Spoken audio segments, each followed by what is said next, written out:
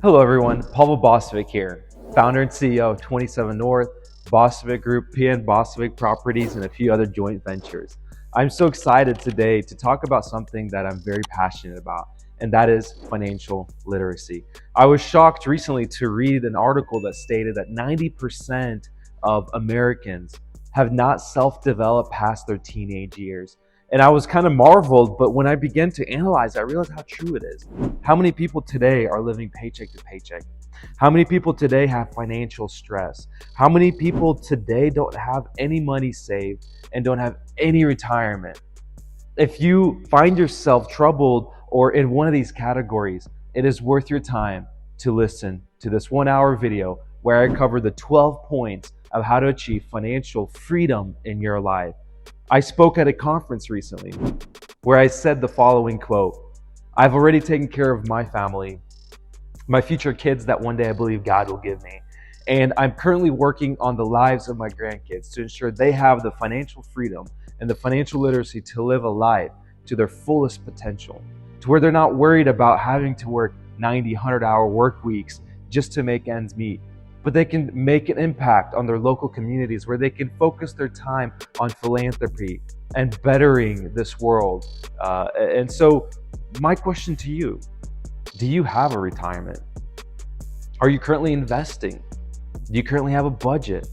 These are the things that we're going to cover. And by the end of this video, I want your family to have a budget. I want your family to take those first steps in having financial freedom.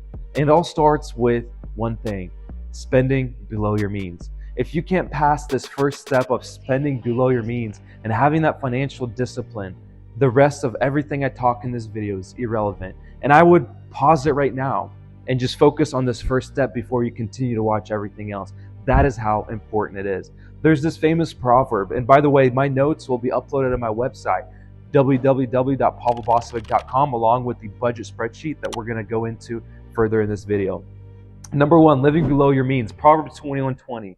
The wise, they store up, but the foolish just waste it aimlessly.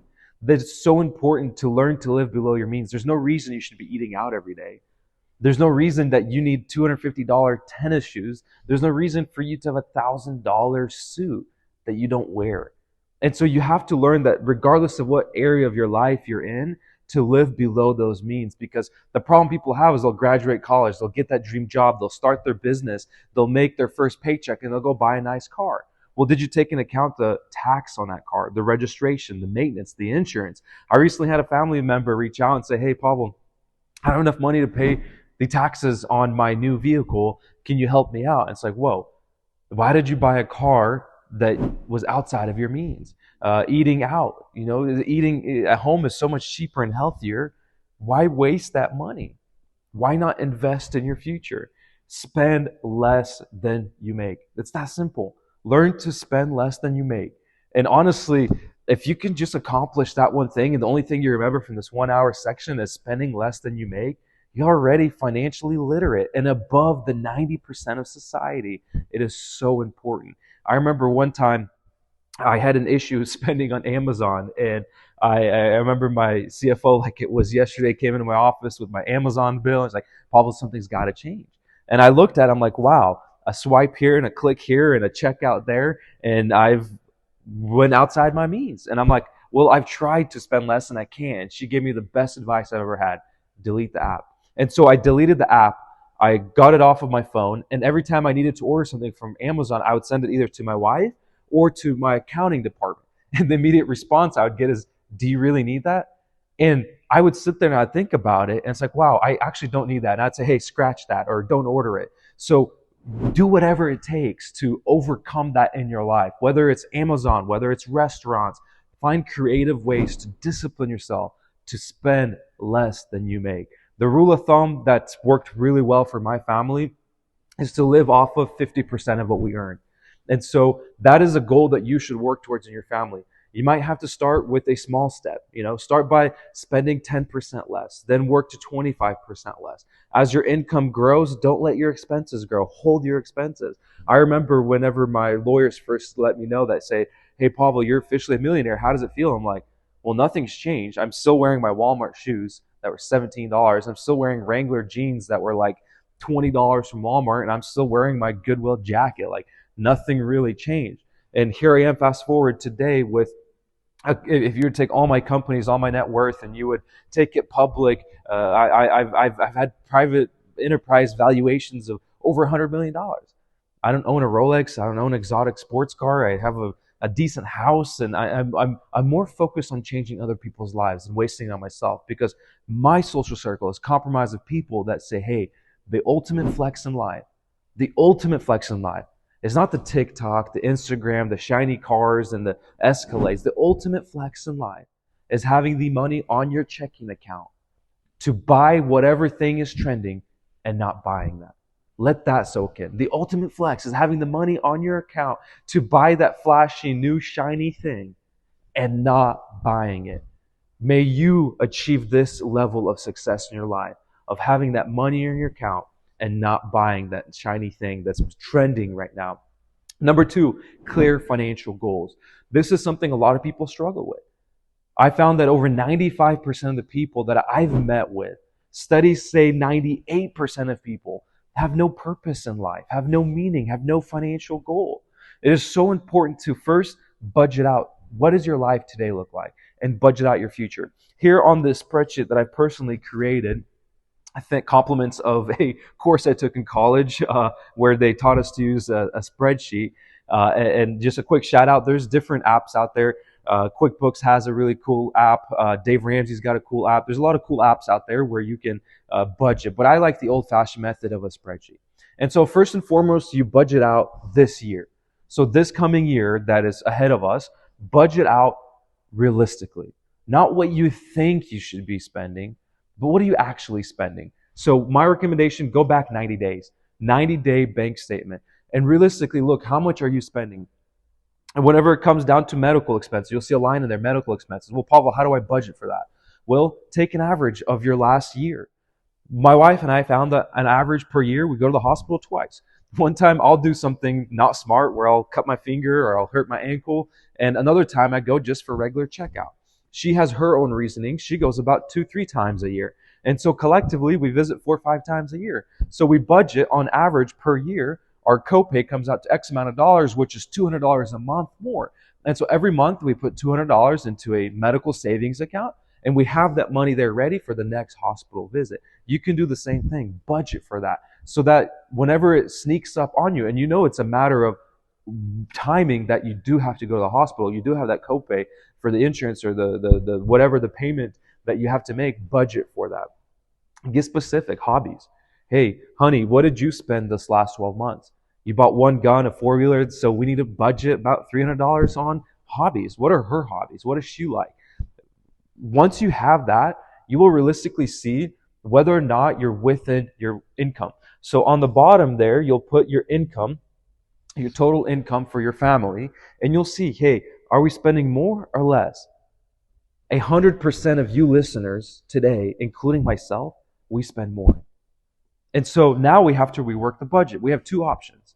Earn more money and not spend additional. So earn 10% more income, but don't waste any more money.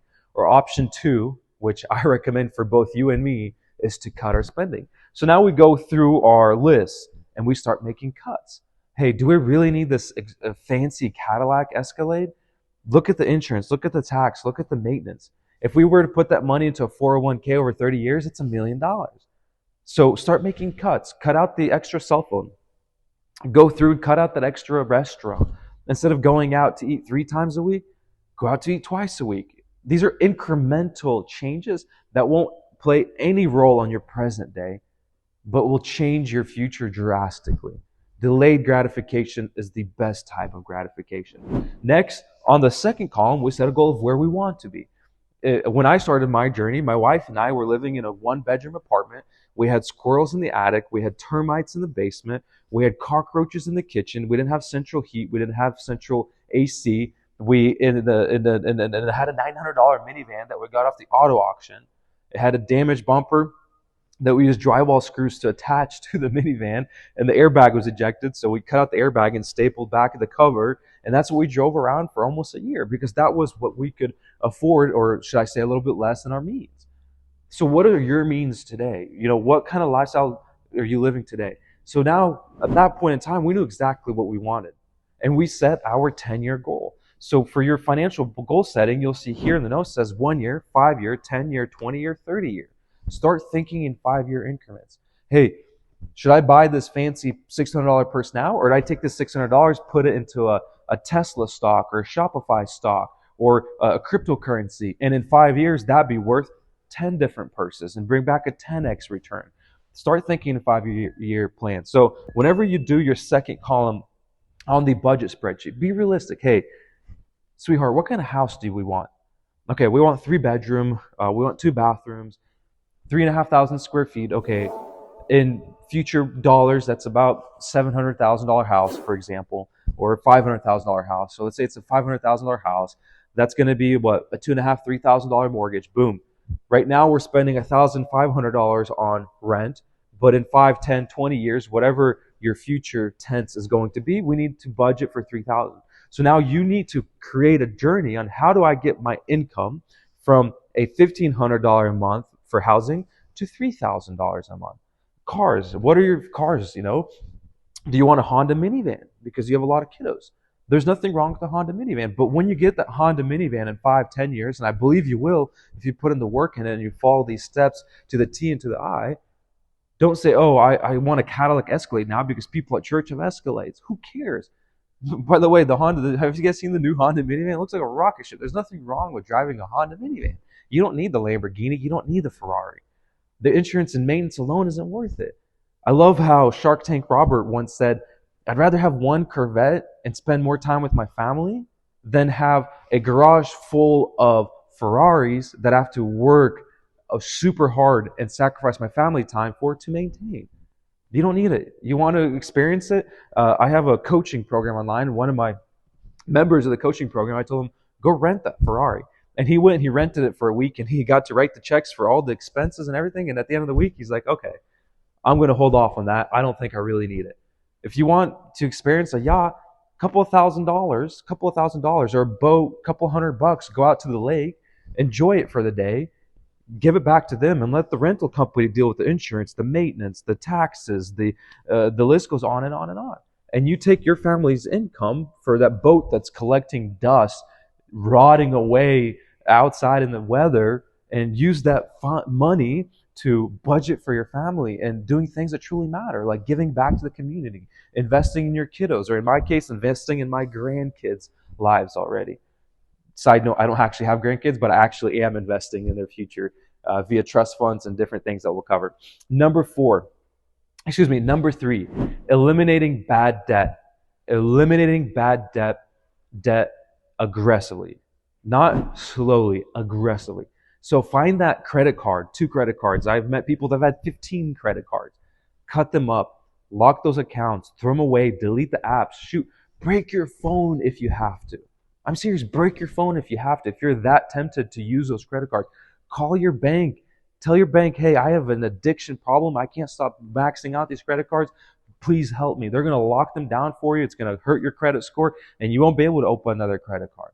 Do whatever it takes to get rid of that. Interest rates right now are soaring past 30%. Some of these most successful companies I know don't net 30% return on their investment. Some of the best real estate properties don't even bring back 30%. Yet you're paying 30% for these huge corporations to buy another private jet. Stop doing that. Once you've shut down, cut up, closed out your credit cards, whatever it takes, maybe for you it's enough to freeze it. For me, I actually have to cut them up. So I've noticed every couple of years, I start spending more than I need to. I cut up the credit card, I freeze the app, that's enough. I know other people that that's not enough for. So you have to find out, what do you need to do to stop swiping that credit card, and do whatever it takes. Next, consolidate that debt. You have to find a friend, a family, a neighbor, someone, a pastor, find someone, a local businessman in your church, someone in your social circle, and say, hey, I got myself into this nasty debt.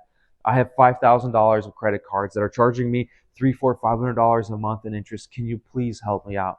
And have someone help you out. If you have nobody in your life, which I don't believe, but let's say you have nobody in your life, There are websites and companies out there. You can open an interest-free credit card. You can go to bosovik.com, and we have coaching sessions on there on how to get an interest-free credit card and pay it off all your existing debt, and then pay off the interest-free credit card in 18 months. But there are creative ways you can pay off that debt and stop paying that monthly interest that is taking away your family's future and happiness.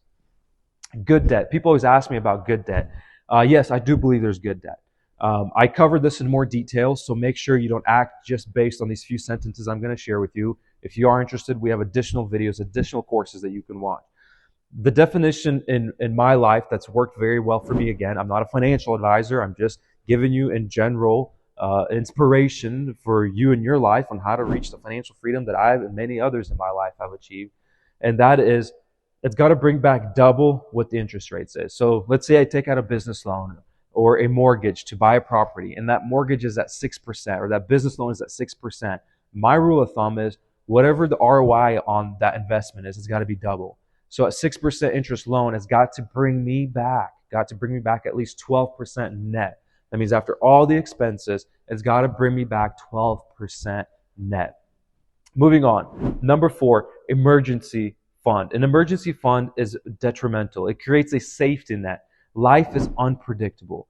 There's so many things that can happen in life. An unexpected hospital visit, a broken transmission, tires, a furnace that goes out. I recently learned that within one of our companies that has almost 100 employees, the winter cold temperatures hit, and we had 4 or 5 furnaces go out.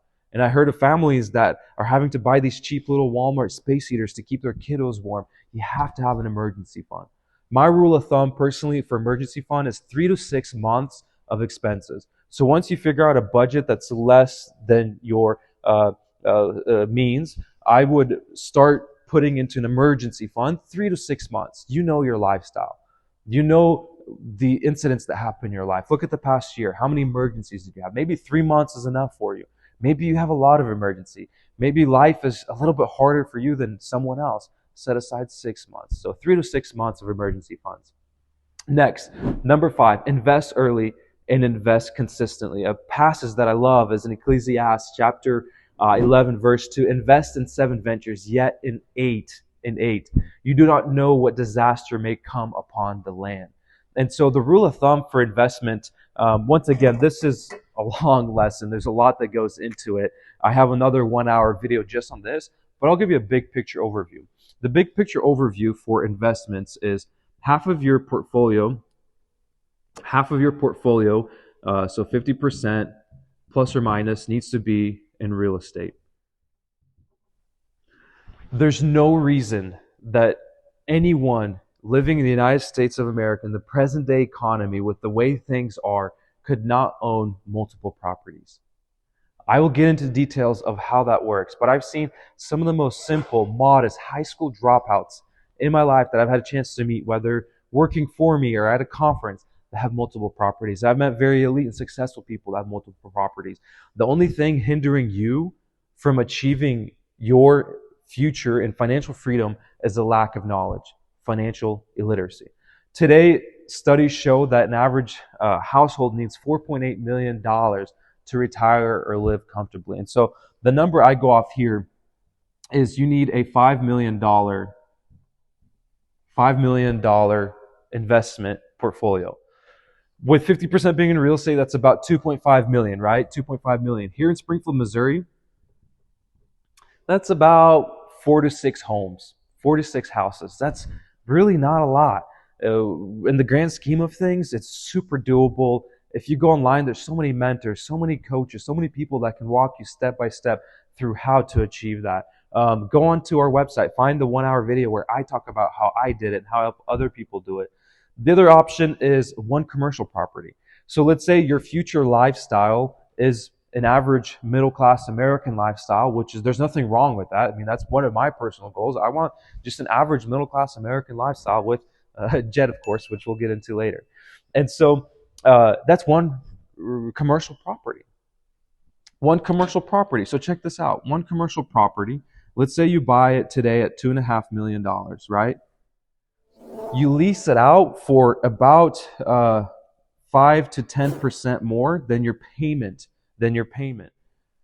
You pay the loan off in 15 to 19 years. So this is a 25-year loan, right? So the tenant that's in there is triple net. He or she pays for the insurance, the tax, the maintenance, and the additional cash flow that you have after you budget for taxes. And again, this is very complex. I'm just giving a big picture overview. After you budget for your income tax, you pay a little bit more on the mortgage. In 15 years, you pay that debt off. And after 15 to 19 years, depending how much more you pay off, depending how the deal is, you now have a passive income on a $2.5 million property. Roughly, I would say in our area, that's $25,000 a month. That's $25,000 a month. Whether you do one commercial property or a handful of residential properties, and instead of eating out excessively at restaurants and wasting money on Amazon, you work with a financial advisor, you work with financially literate people in your life, and you're able to build this portfolio. Just the real estate alone will send you into retirement, possibly even early retirement, depending how early you start. The earlier you start, the better off you are in reaching your retirement quicker than anticipated. Next, you want about 25% to be a side business. A lot of people call this like a side hustle. I don't like the word hustle, so I use side business. Pavel, what do you mean by that? I already have kids. I'm already working a full-time job. How do I achieve that? Whoa, slow down. The first thing I want to ask you right now, pull up your phone, go in the settings, screen time, and over the last week, what is your average screen time? On average, today, it's 11 hours. 8 to 11 hours. If it's anything less than 8 hours, then forget what I'm saying. Don't continue with this video. But I can tell you right now, it's on average of 8 hours. Some of you, it's 11 hours. I remember at the end of one conference, a young man said, "Hey, Paul, this is not realistic to have a side business on top of my main business already." Whoa. Let's check your screen time. 12 and a half hours. That's a lot of screen time. More than half of that, social media and entertainment. You absolutely have the time. So what is a side business? Side business is one of two things. You either financially support someone you believe in, a local trucking company, a local contractor, help a local contractor buy a new truck and have him pay you monthly payments with interest. I have a buddy who's a realtor on the side. He loves buying and selling houses. So he does 3 to 4 houses a year. Just think, 15 minutes a day. Invest 15 minutes a day of your time into a side passion of yours. I know this one lady, she records videos. She loves teaching people how to do their hair. And she records videos and she posts them online, and you can buy these videos, and she makes 6 figures. Another one of my friend's wife, she loves taking pictures. And she takes pictures of products and she uploads them to the internet and sells them to companies. $300,000 a year in side income. $300,000 a year in side income. She's got a husband, she's got kids, they have a house, she's a housewife, but on the side, instead of sitting on entertainment, she's investing her time. So you have that ability. There's so many things you can do online right now, from graphic designing to consulting to coaching to you're doing the flower bed, right, in the spring? Ask each neighbor on the side, "Hey, can I do your flowers and your flowers?" You're mowing the lawn. Ask each neighbor on each side of your home, "Hey, can I mow your lawn?" Boom, that's an extra $80 or $100 depending on the size of the property. So invest your time wisely. You're already wasting that time. Use that time to buy back your time. Imagine if you could spend 15 minutes a day that you already waste on entertainment, on work, in a given year. That's 90 hours. Take 90 hours times, let's say you're making $25 an hour. And that's enough already to start up your investment portfolio or take 2 weeks off anywhere in the world on vacation. This last portion, I recommend a half of it going to EFTs, stocks, bonds, 401k, etc. There's so many opportunities out there. You can open Robinhood and invest in companies you believe. So instead of going and buying from Amazon, why don't you buy Amazon? Let that soak in. You can buy Amazon on your phone. So next time you have an urge to buy something in Amazon, go on to Robinhood, SoFi. There's so many apps out there. Open yourself up an investment portfolio and start buying Amazon stocks. And now you can walk around and say, hey, I own Amazon. Like, how cool is that? And then in due time, over the 5, 10, 20 years, that return on your initial investment is crazy. I've seen stocks, like right now, some stocks are growing 50, 60%. I have stocks that have grown 150%. Shopify, when I first bought it a couple of years ago to today, 150% growth. On the conservative side, if you look at the S&P 500, it's 6 to 10, sometimes 16%. It's bringing you money back instead of taking your money and wasting it aimlessly. That's what I want to keep highlight as we go through each point. This is not going and chasing money. This is not going and working more hours. This is already taking the time and the money that you are misusing and just properly reallocating that resource that you are given that you will never get a refund on. Time is something we'll never get back. And so the sooner you start practicing these principles, the sooner you will achieve that financial literacy. Why is financial literacy so important? I want to ask you this. If you're always stressed out, how can you be healthy? If you're always stressed out about money, how can you have strong faith? Many times we want to blame God or our faith, our religion, our church. But the truth of the matter is we're just financially illiterate. And if we were financially literate and we're living below our means, imagine what our happiness would be. Imagine looking at your checking account. Boom, you have money on there. Savings account, $3, $4, $5, $10,000. You're happy just by being more financially literate. And you don't need to blame your church. You don't need to blame your religion, God, or the U.S. government. No, it is your fault. And the sooner you admit that, the sooner you realize that you are that statistic of 90% of Americans that are financially illiterate, and you take these steps to reallocating those resources, you too will achieve great financial success. Next, number 6, diversify your income streams. You can't just be tied up in one thing, because what happens whenever you have to go in surgery? My friend from high school who does realtor stuff on the side, he had to go and do this operation surgery, and he was out for a month. But he had his realtor gig on the side, and he was able to sell a property and able to make some more money. So there's different avenues to make this passive income. I use that word loosely, passive.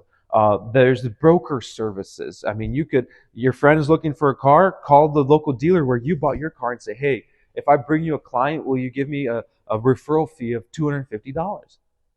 And then he says, yes, you get that in writing. You call your buddy and say, hey, the dealership where I bought my car, there's this guy, Justin Bullen there at Corwin, and he's really good. I'm going to send you to him. And boom, in 30 minutes, you made $250. Do that 2 times a week, and you can brag that you're making $500 an hour. These are things you're already doing, but just not making money or capitalizing on. Number 7, be generous with your wealth. I love this passage.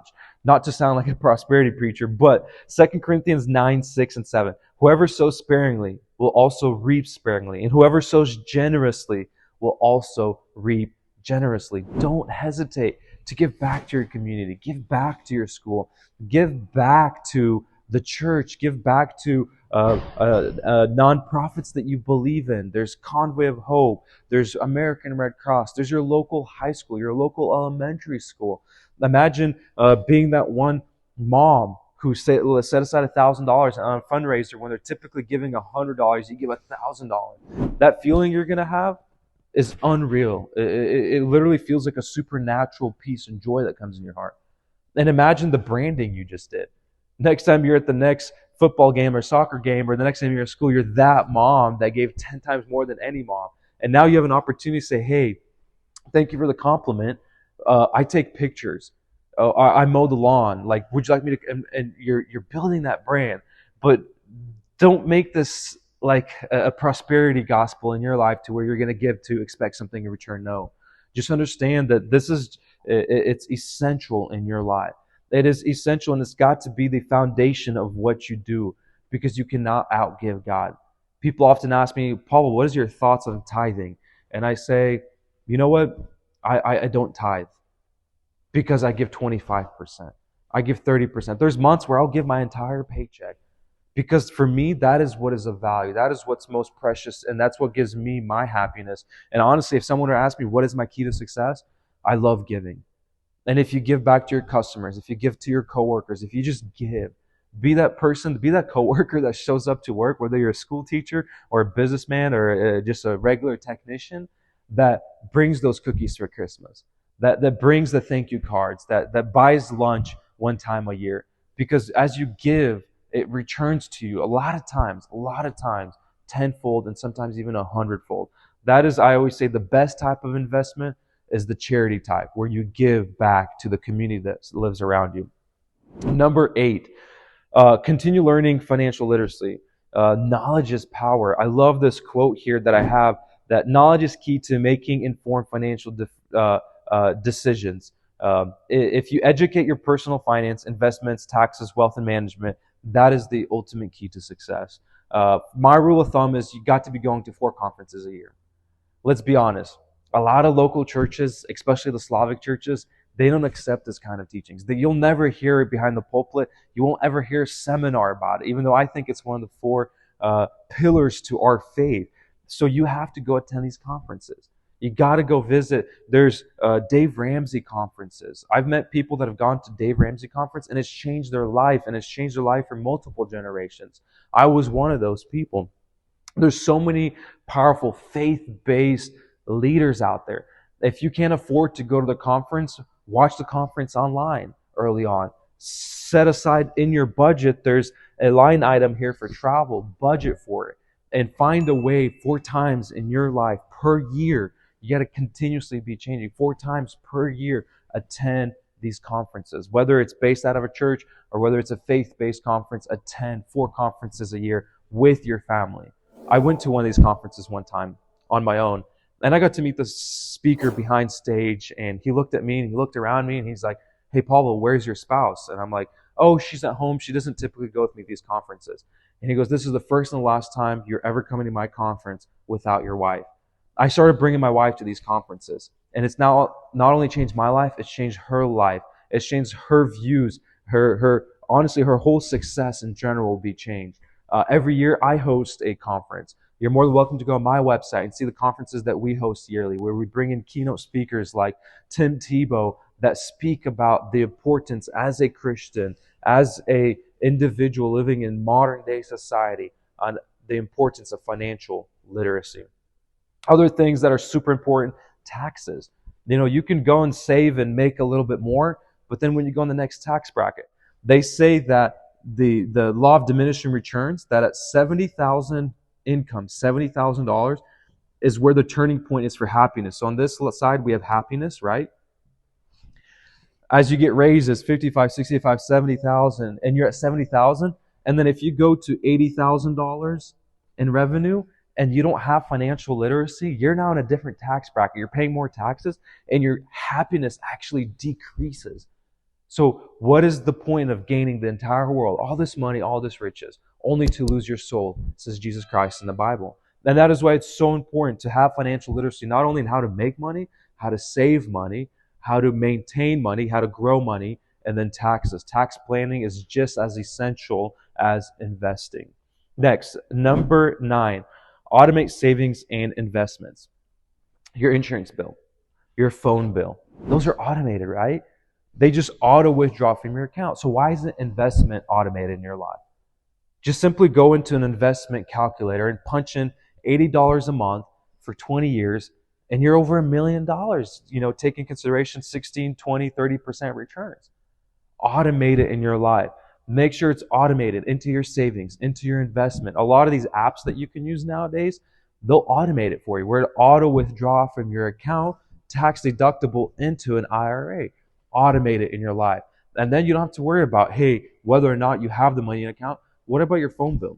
When was the last time you didn't pay your phone bill? And you're like, oh, it's okay, I won't pay my... No, you need your phone, right? Or I think it's a want, but you need your phone.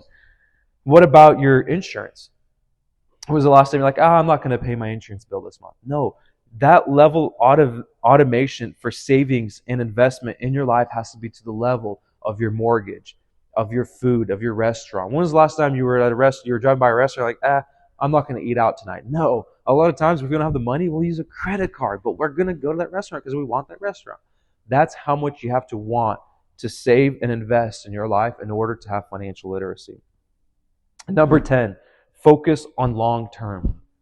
Whenever you buy your next property, whether it's commercial real estate or residential real estate, or maybe it's stock, I had the opportunity when Tesla first came to market. My professor in college, almost 2 decades ago, said, guys, there's this startup company, Tesla, in California. They're doing electric cars.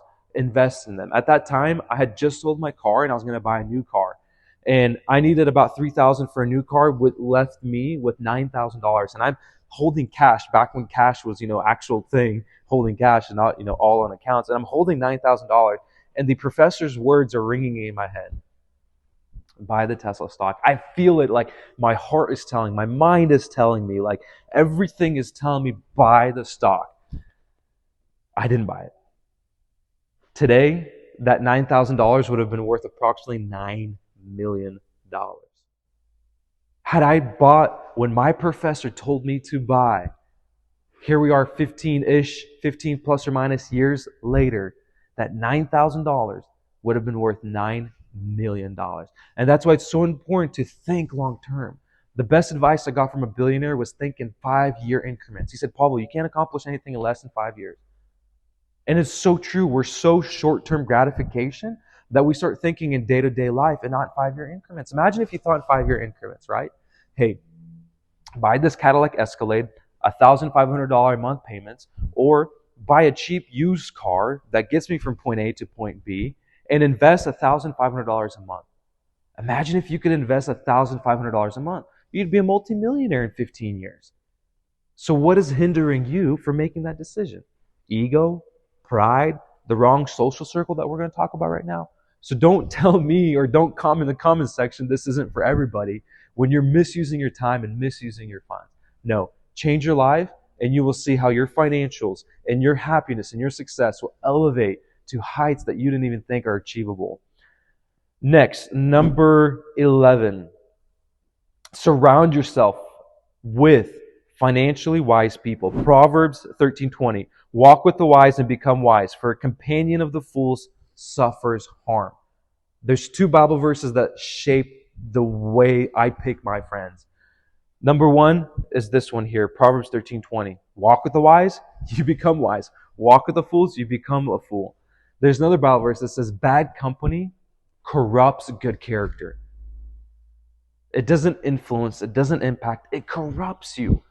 So if you hang out with financially illiterate people that are living paycheck to paycheck, that don't have a financial future, that waste their time, that waste their money, guess what you're going to be? You're a byproduct of people you surround yourself with.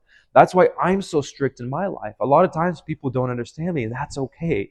I'm happy, and I'm the happiest I've ever been in my life. So you don't need to understand me, but you just need to understand this point. Why do I, in my life, on my favorites list, have my pastor, my mom, my wife, a couple of other family, friends, and relatives, but 7 people that I seek advice and counsel from all make over $250 million a year. Why? Because that's the level I want to be. So why would I ask for financial advice from someone that says, hey, and I quote, YOLO, you only live one life, when they're going and they're wasting and they're taking excessive vacations, their credit card's maxed out, when over here I have ultra successful people counseling. So find the level you want to be at.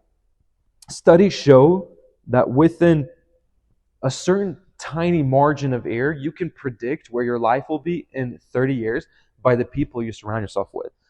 So let's take right here, 30 years, right? Here we have today, and here we have success. So once again, I want to highlight, success is money, faith, health, faith. No given order. They're all very important. We'll get into the details later. But this is what I mean by success. Not just money, but it's all things in our life that are important. So up here, let's put 1 billion, right? Here, let's put 5 million. Depending on the level that you want to be. So once you get your financial planning done for your future, surround yourself with those people. For me, my future, I have my vision board here. I fit it on the screensaver, so this is just a blown up picture. I want a jet, not for the reasons why everyone wants a jet to show off and be cool. No, I travel a lot. I speak at a lot of speaking engagements. And after 400 hours of traveling per year, it's financially the wise thing to do. I've taken into account the cost of pilots, the cost of fuel, the cost of maintenance, the inspections that you have to do yearly, the taxes, the insurance. my team has budgeted all that for me, and I'm approaching a point in my life where it's a financially wise investment because my time is more valuable than traditional forms of traveling, whether that be bus or a regular air flight. So that's a wise financial decision. Maybe for you, you want to take 2, 3 vacations a year. So find those people in your life that you want to be like, not who you are today, but who you want to be like. I recommend 7. Some people say 2, 3 families is enough. For me, I'm a very people person, and my energy comes from the high energy of people around me. And so let's say today, if I was to surround myself with and hang out with all low income people that neglect life, people that are depressed, paycheck to paycheck, and if that was my social circle, studies show in 30 years, I will be plus or minus 10% worse or better off than them. In a lot of cases, worse off than them because a lot of that bad energy, a lot of that bad influence will impact me. And so for you, if you want to today reach that height, you have to surround yourself with people at that height. So let's say I'm right here today, you and I are down here. You need 7, at the very least 1 family or 1 individual who you want to be like. And once again, this is proven by studies. Over the course of 30 years, you will become like that social circle. You are the byproduct of people you surround yourself with. So reinvent yourself. If you got to block people in your life, block people in your life. Your future, your happiness is more important. I'm not saying, if you have a dad or a mom that's having a bad influence on you, don't, be mean and block them out of your life. But I've had those serious conversations with my parents. I remember one time I had that heart-to-heart conversation with my mom who was trying to pressure me out of investing into a really beautiful piece of property. I said, Mom, I love you. I respect you. I bought you a Jeep. I'm in the process and in the near future want to buy you a house, but I need you to support me. And if you can't support me, I won't be able to talk and hang out with you as much as I'd like to, as much as you'd like to. You have to have those hard conversations because the truth of the matter is if you surround yourself with the people that are having the bad influence with you, Bible says life has proven they will corrupt you in the long run. They will corrupt you in a long time. I can, within 5 to 10 minutes of sitting down and talking to someone and just simply learning who their social circle is, tell them who they will be in 5 and 10 and 20 years. I've been doing this for 10 years already. And people that I've had these conversations with 10 years ago, guess what? 10 years went by like this. And they're exactly where we talked about because they did not want to change their social circle. They did not want to change their friends. A question I get asked a lot is, hey, Pavel, where do we find these people? Go to one of these conferences. Go to one of these events. You're going to have a room packed full with people that have like-minded goals, like-minded ambitions, like-minded values in their life. And once again, I want to highlight, it's not just about the money. This session is tailored on the financial side. But make sure their faith, their family, and their health values align because those are just as, if not more important. Next is the staying grounded. Point number 12. Stay grounded in faith and purpose. And this verse that I love, it's in Matthew 6:33. But seek first the kingdom and his righteousness, and all these things will be given unto you. If you study the Bible teaches us all these things that I've talked about. If you read successful books, Rich Dad, Poor Dad, 7 Habits of a Highly Effective Leader, The Blue Strategy. I mean, there's so many books out there. From my personal experience of reading a lot of these books, it's just an interpretation of the Bible. And if you read the Bible, just Proverbs, take some time, whether you're a believer or not a believer watching this, just read the book of Proverbs and you'll be like, wow. Do you guys realize the wealthiest man in all of history, no one will be as wealthy after him and no one was as wealthy before him? King Solomon, he wrote a lot of these Proverbs. And I've taken them at face value and I've applied them in my life and they've brought tremendous success. And so if you found this helpful, please like this video, comment your thoughts in the comment section, hit the subscribe button, hit the notification button, share this with someone that needs to hear this. I've seen just in the last 10 years of my life of doing this one-on-one with people, it changed their lives. And one last testimonial I'll leave with you is one of my key employees here at 27 North. When he started his journey, he didn't want to buy a house. He didn't want to buy a car. He didn't want to take those steps. Well, fast forward today, 3.5, 4 years later, he's listened to all these principles he's teaching. He's got now a diversified investment portfolio. He's talking with me right now. We want to do a commercial property. He's got a brand new truck. His wife's got a nice car. He owns a house. He's in the process of buying another house. This works. I've helped countless people implement these principles in their life. And so if you'd like to get more involved and you need that one-on-one coaching and you need that one-on-one mentorship, go to our website, sign up for these free tutorials, and then depending on the level of involvement that you want, there are paid courses that you can sign up and take and invest in yourself, in your next generations, and in your family legacy. Thank you. God bless you, and I look forward to the next session.